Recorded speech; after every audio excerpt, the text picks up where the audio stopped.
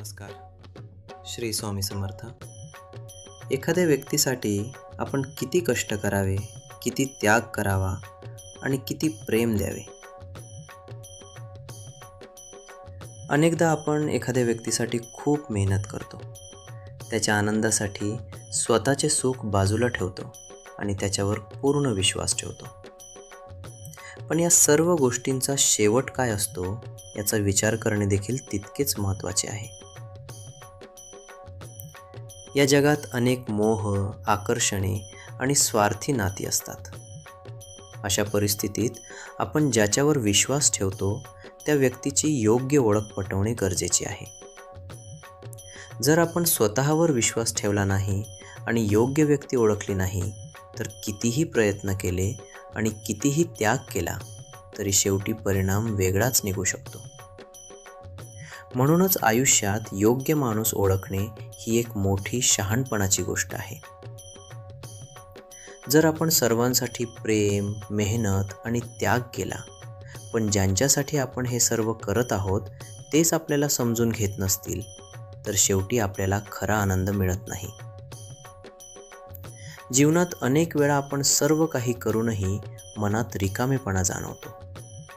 कारण शेवटी आयुष्यात एक गोष्ट सर्वात महत्त्वाची ठरते, आपल्याला मिळणारा खरा आदर आणि माणुसकी. जर हेच नात्यात नसले तर कितीही प्रयत्न केले तरी त्याचा खरा आनंद मिळत नाही. त्यामुळे प्रेम देताना आणि विश्वास ठेवताना योग्य व्यक्तीची निवड करणे अत्यंत आवश्यक आहे. जर आपण सर्वांसाठी प्रेम, मेहनत आणि त्याग केला, पण ज्यांच्यासाठी आपण हे सर्व करत आहोत तेच आपल्याला समजून घेत नसतील, तर शेवटी आपल्याला खरा आनंद मिळत नाही. जीवनात अनेक वेळा आपण सर्व काही करूनही मनात रिकामेपणा जाणवतो. कारण शेवटी आयुष्यात एक गोष्ट सर्वात महत्त्वाची ठरते, आपल्याला मिळणारा खरा आदर आणि माणुसकी.